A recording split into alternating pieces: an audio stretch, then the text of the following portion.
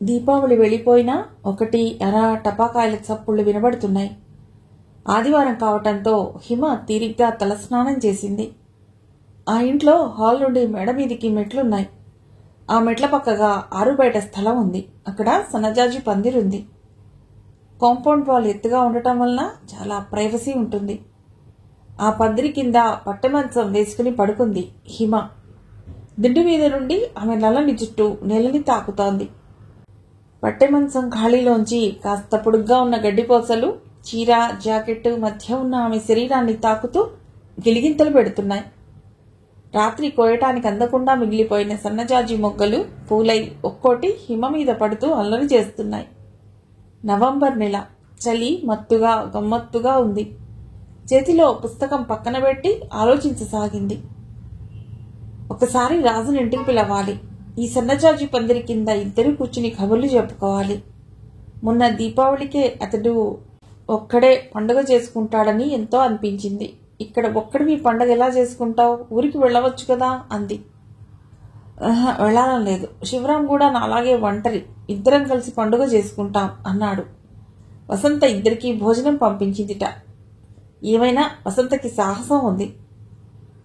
నిద్రపోతున్నావా హిమ అంటూ వచ్చింది కిరణ్. ఆహా లేదు, ఉదయం 10 గంటలైనా చలి తగ్గలేదు. అవును, డాడీ ఎవరు వెళ్లారు? తెల్లవారుజామున కారు చొప్పుడైంది. విజయవాడ వెళ్లారు. మళ్ళీ ఎన్ని రోజులకు వస్తారు? రాత్రి చాలాసేపు మాట్లాడినట్టున్నావు. తండ్రి వారం రోజుల వరకు ఇంటికి రాకపోతే ఇంటి బాధ్యత కిరణ్కి అప్పగిస్తాడని హిమకి తెలుసు. 2-3 రోజుల్లో వస్తారు. మరి నీతో అంతసేపు మాట్లాడిన కారణం? కిరణ్ చెప్పాలా వద్దా అని సందేహిస్తోంది. ఆమె వేళ్లు చేతిలో ఉన్న జాకెట్కు హుక్స్ కుడుతున్నాయి. ఏమైనా ముఖ్య విషయమా కిరణ్? లాయర్ రాధాకృష్ణ గారు ఏవో సంబంధాలు చెప్పారట. నా అభిప్రాయం అడిగారు. సంబంధాలా? ఎవరికి? హిమ గుండె దడదడా కొట్టుకుంది. నా కోసమే. అమ్మయ్యా! హిమ ఒక్కసారిగా లేచి కూర్చుంది. మరి చెప్పానే కిరణ్? వాళ్ళదే ఊరు? అబ్బాయి ఏం చదివాడు? ఫోటో ఇచ్చారా? నాకు చూపించు. పెళ్లికొడుకు ఎలా ఉండాలి అని అడిగారు, కానీ వాళ్ళ గురించి ఏమీ చెప్పలేదు. పోనీ నువ్వు అడగవలసింది. అలా అడిగితే బాగుంటుందా? బ్రహ్మాండంగా ఉంటుంది. తెల్లని వాడు, పద్మ నయనంబుల వాడు కావాలని చెప్పే. చాలే, పెదనాన్న అలా అడిగితే కాసేపటి వరకు ఆ మాటలు అర్థమే కాలేదు. తీరా నీకు అర్థమై నీకు కావలసిన మనిషి గురించి చెప్పాలనుకునేసరికి ఆయన ఊరికి వెళ్ళిపోయారు. అంతే కదా? తీరా చెప్పాక ఆయన కాదంటే అంటే కిరణ్ మనస్సులో ఎవరో ఉన్నారన్నమాట. అబ్బా, మనిషి మనసు ఎంత లోతైనది. నెమ్మదిగా గడప దాటి బయట అడుగుపెట్టని కిరణ్కి కూడా ఒక ప్రేమ కథ ఉందా? గుడ్. హిమ లేచొచ్చి కిరణ్ దగ్గరగా కూర్చుంది. చెప్పు, ఎవరా పెద్ద మనిషి? నాకు తెలియకుండా నిన్ను ప్రేమించినవాడు? అల్లరిగా అంది హిమ.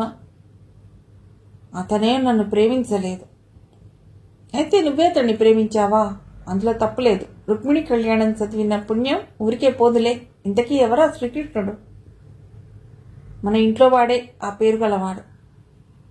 అంటే గోపి? అమ్మ దొంగ, నా కళ్ళ ముందే తిరుగుతూ అసలు మీరిద్దరూ మాట్లాడుకోనట్టే నటిస్తూ. అమ్మో, గోపిని రాని. ఆహా, ఆగాగు. ఇంకా ఈ విషయం అతడికి తెలీదు. అంటే 1 సైడ్ లవ్ అన్నమాట. గోపి వచ్చేటప్పటికి మర్యాదగా లేచి నిలబడుతుంది కిరణ్. ఏ వేళ్లలో అతడు వచ్చినా తినటానికో తాగటానికో ఏదో ఒకటి తీసుకొచ్చి ఇస్తుంది. మన ముగ్గురం సినిమాకు పెడదామంటూ ప్రోగ్రాం వేస్తుంది. ఈ పనుల వెనుక మేనత్త కొడుకు అనే భావన కన్నా ఇంకేదో అనుబంధం ఉంది. అది ఇప్పుడు అర్థమవుతోంది. అసలు హిమ ఎప్పుడు మాత్రం పట్టించుకుంది గనుక? ఇన్నాళ్ళు చదువు, దానికి తోడు రాజు తప్ప ఆమెకు వేరే లోకం లేదు. 1-2 ఇంటి బాధ్యతలు తీసుకుందాం అనుకున్నా తండ్రికి ఇష్టం ఉండదు. ఇంతసేపు కాస్త అల్లరిగా మాట్లాడిన హిమకి సీరియస్నెస్ వచ్చింది. పోనీ నేను మాట్లాడనా? వద్దొద్దు. నీ మనసులో ఏముంది కిరణ్? నువ్వు చెప్పలేదు, నన్ను చెప్పవద్దంటే ఎలా? డాడీ అడిగితే చెప్పలేకపోయావా? ఏమో, నాకు భయంగా ఉంది. పెదనాన్న నా గురించి ఏమనుకుంటారో, అన్నయ్యలు అక్క ఏమనుకుంటారో. బాగుంది, ఇది నీ మనసులో కోరిక. దానివల్ల వచ్చే ఫలితం అది మంచైనా చెడైనా నువ్వు అనుభవించాలి. వాళ్ళైనా నేనైనా సలహా ఇవ్వగలం, కొంతవరకు సాయపడగలం. అంతేకాని హిమ మధ్యలో ఆపేసింది. కిరణ్కున్న ఈ అర్థం లేని పిరికితనం కొంత చిరాగ్గా ఉంది. కానీ నేను అతడి కంటే 6 నెలలు పెద్దదాన్ని, నెమ్మదిగా అంది కిరణ్. ఏమిటి కిరణ్, షాకుల మీద షాకులు ఇస్తున్నావు? ఈ విషయం ఇంట్లో అందరికీ తెలుసా? ఏమో, నాకు తెలీదు. ఇష్టమైన చోట ఇది పెద్ద అడ్డంకి కాదు. ఈ విషయం గోపి కూడా పట్టించుకుంటాడు అనుకోను. ఏది ఏమైనా నీ నిర్ణయాన్ని మనస్ఫూర్తిగా అభినందిస్తున్నాడు. ఎందుకు? గోపి, నువ్వు నెమ్మదస్తులు, ఒక దగ్గర పెరిగిన వాళ్ళు. నీకు వచ్చిన అన్ని కుట్లు అల్లికలు ఎవరికొచ్చు? వంట బాగా చేస్తావు. వీటన్నిటితో నువ్వు ఆదర్శ గృహిణివి కాగలవు. గోపి అదృష్టవంతుడు. చాలే, అంత అనుకోకు. పెదరాన్నేమంటారో. ఏమీ అనరు. ఆయన పెంచిన మీ ఇద్దరి పెళ్లి చేసి మరో మంచి పని చేశానని సంతృప్తి పడతారు. నీకు సందేహం వద్దు. డాడీ రాగానే చెప్పేయి. నువ్వు ఇలాగే అంటావు. పెళ్లి నీది కాదు కదా. నీ విషయమే చెప్పవలసి వస్తే ఇంతకంటే ఎక్కువ భయపడతావు. అస్సలు భయపడను. అయినా మాట్లాడేది నేను కాదు, రాజు. అందుకని భయపడే అవసరమే లేదు. హిమ మనసులో అనుకుంది. ఏది ఏమైనా కిరణ్మయి చెప్పిన విషయం ఆమెకు సంతోషం కంటే ఎక్కువ థ్రిల్ కలిగిస్తోంది. ఈ పెళ్లికి తన వంతు సహాయ సహకారాలు అందిస్తుంది. రాజు, నీకు మంచి శుభవార్త చెప్తాను. నాకేమిస్తావు? నువ్వు మర్చిపోలేని బహుమతి ఇస్తాను. అది నువ్వు తీసుకోవాలి. తప్పక తీసుకుంటాను. ఆ రోజు గాజులు తీసుకోలేదు. ఇది అటువంటిది కాదులే. తనిస్తానన్న బహుమతి ఏమిటో ఆమెకు అర్థం కాలేదని రాజుకి అర్థమైంది. తనలో తను నవ్వుకుంటున్నాడు. అవేమీ గమనించటం లేదు హిమ. తన ధోరణిలో తనుంది. ఎవరికీ చెప్పని కిరణ్మయి పెళ్లి విషయం చెప్పడానికి రాజు దొరికాడు ఆమెకు. చెప్పు, ఏమిటా మంచి శుభవార్త? మా కిరణ్ పెళ్లి. Very good. మన లైన్ క్లియర్ కాబోతోందన్నమాట. పో, అన్ని పిచ్చి మాటలు. నిన్నటి నుండి తన పెళ్లి విషయం ఆలోచిస్తున్నాను, కానీ ఈ విషయం తట్టలేదు నాకు. నీకే ప్రేమించానని ఓ నవ్వు నవ్వేశావు. ఆ పై బాధ్యత అంతా నాదేనన్నావు. ఇంతకీ పెళ్లి కొడుకు ఎవరు? ఏం చదువుకున్నాడు? ఏ ఊరు? ఈ ఊరే, మనవాడే, గోపి. ఈసారి ఆశ్చర్యపోవడం రాజు వంతయింది. ఈ గోపి అసాధ్యుడే. మన విషయం ఇన్నిసార్లు అడుగుతాడు, తన పెళ్లి విషయం ఒక్క ముక్క చెప్పలేదు. పాపం, తన్నేమీ అనకు. ఈ విషయం అతడికి తెలియదు. తన పెళ్లి విషయం తనకి తెలియదా? నిన్న కిరణ్కి తనకి జరిగిన సంభాషణ చెప్పింది. వాళ్ళిద్దరికీ పెళ్లి జరిగితే బాగుంటుంది కదూ? బాగానే ఉంటుంది.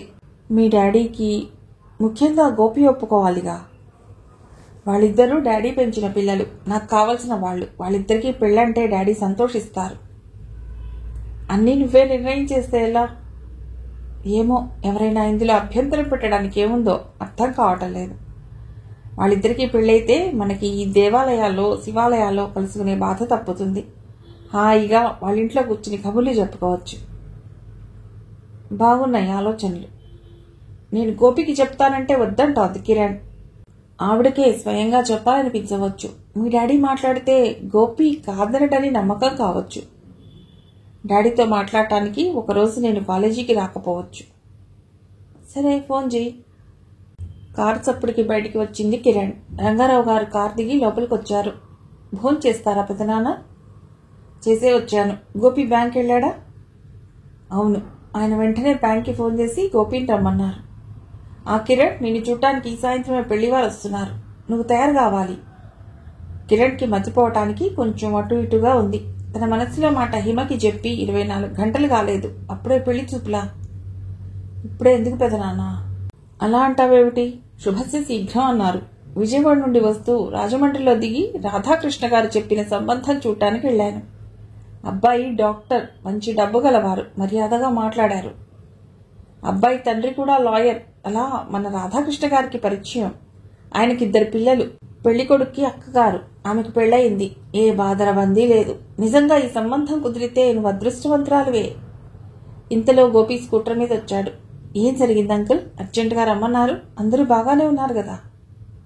ఎందుకంత కంగారు గోపి? కిరణ్మయికి పెళ్లి చూపులు. నువ్వు పక్కనుంటే తప్ప నాకు తోచదు. ఏం చేయాలో ఏమిటో.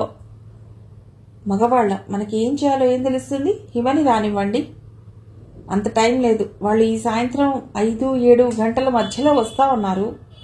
అప్పుడు టైం బాగుంది. కాఫీ తీసుకొచ్చి ఇద్దరికీ ఇచ్చింది కిరణ్. ఈ పనులన్నీ తర్వాత చూసుకోవచ్చు. రెడీ అవ్వు కిరణ్. గోపి, నువ్వు పక్కింటికెళ్ళి రాధాకృష్ణ గారి భార్యను పిలుచుకురా.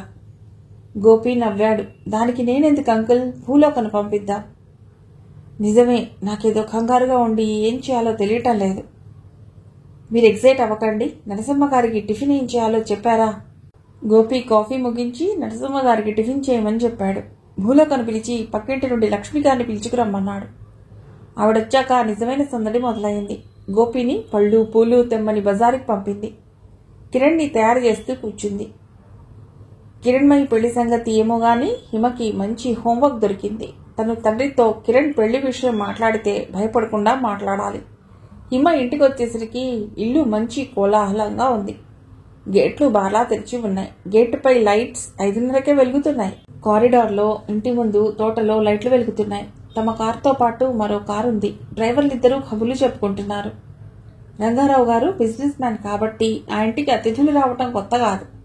హాల్లో నుండి పైకి వెళితే వాళ్ళకి కనిపించవలసి వస్తుందని పెరటి వైపు మెట్ల మీద నుండి మేడ మీదకు వెళ్ళింది హిమ. స్నానం చేసి కాఫీ కలుపుకుందామనుకునేసరికి భూలోక కాఫీ తెచ్చింది. అమ్మాయి గారు త్వరగా రండి, వాళ్ళు వెళ్ళిపోతామంటున్నారు. ఎవరు వాళ్ళు, ఎందుకొచ్చారు? పెళ్లివారండి, పెళ్లి చూపులు.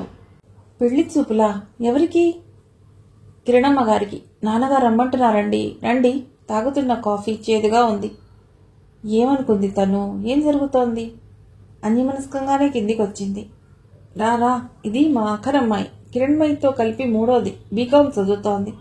కాదు, బీఎస్సీ అందామని నోటిదాకా వచ్చింది. వాళ్ల ముందు తండ్రిని కరెక్ట్ చేయడం బాగుండదని ఊరుకుంది.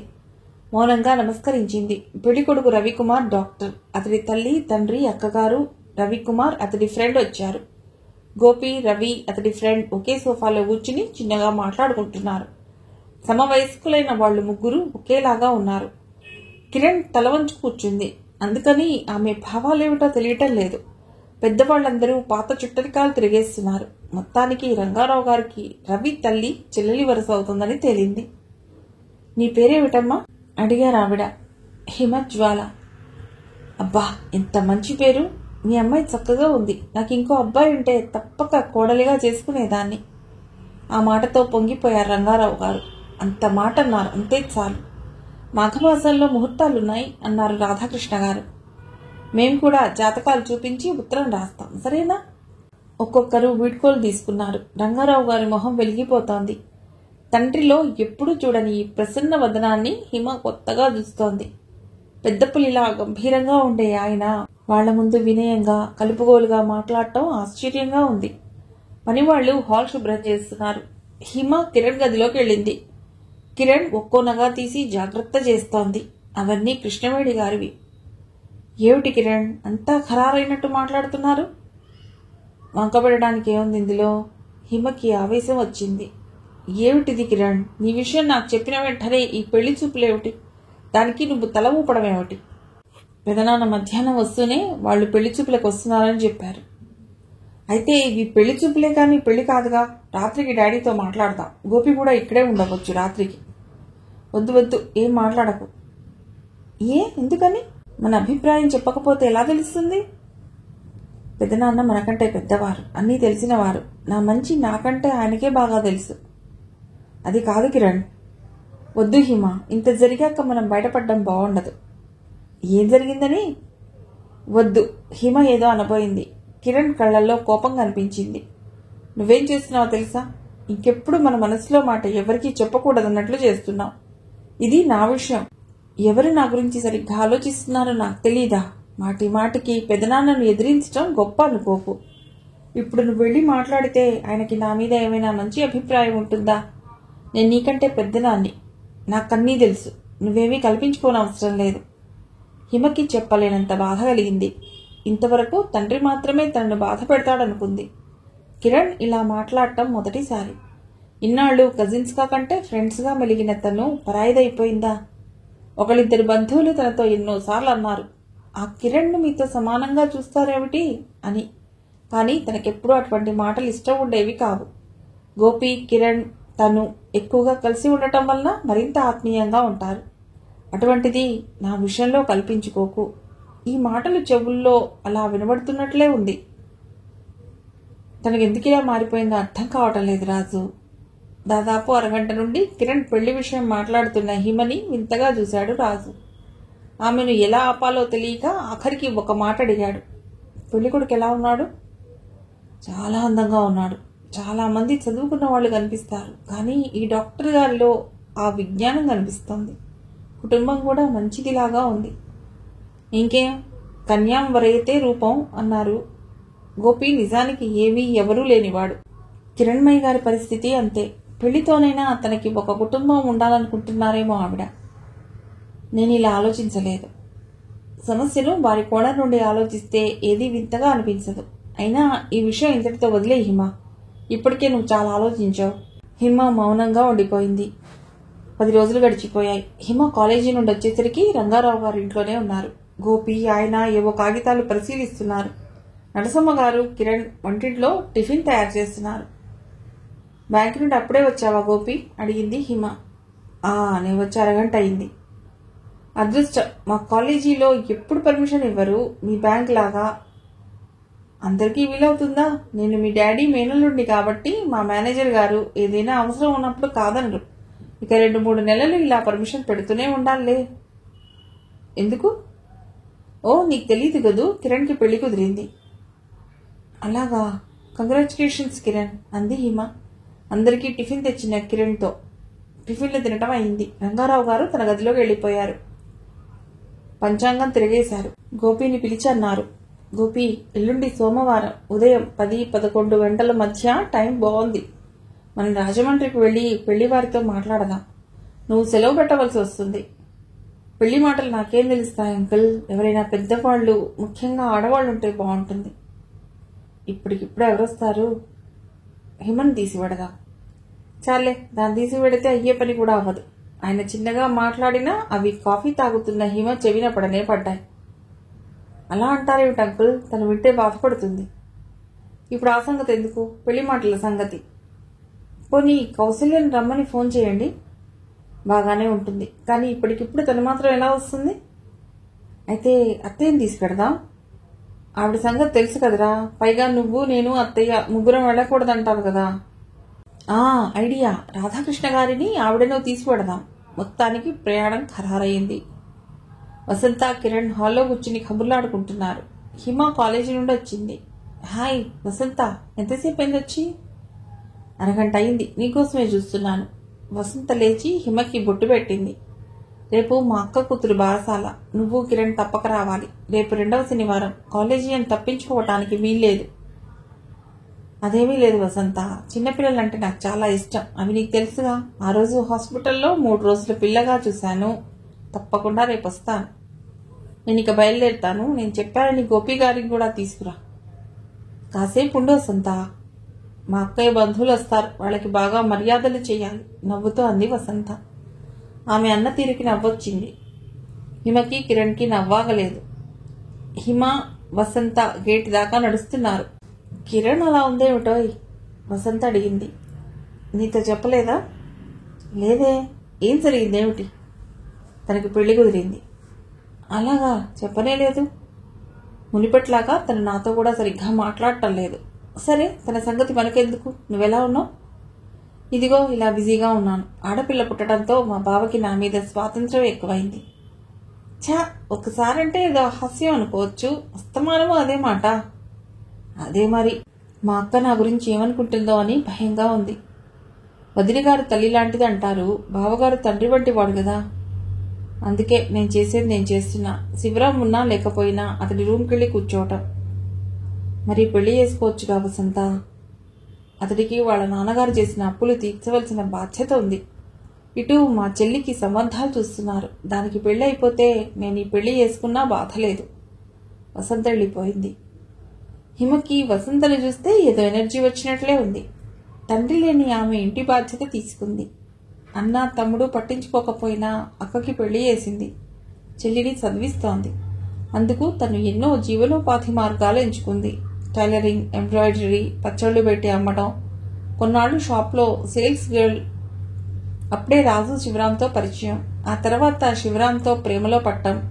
హిమ ఆలోచనల్లోనే లోపలికి వచ్చి కూర్చుంది. కాఫీ ఇచ్చింది కిరణ్. బజార్కి వెడదాం, వస్తావా కిరణ్?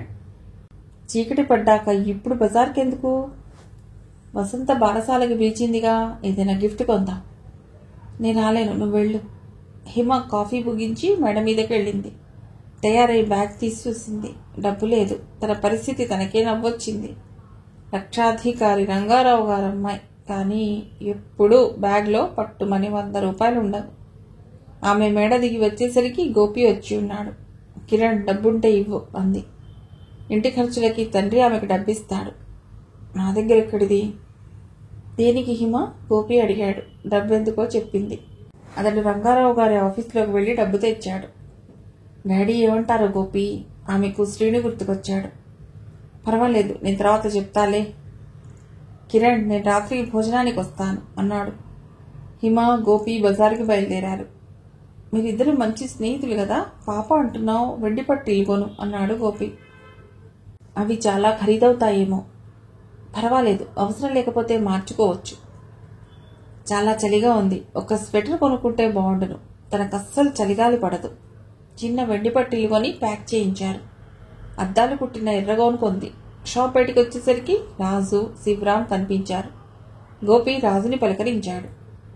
ఏం స్వామి, కనిపించి చాలా రోజులైంది అంటూ.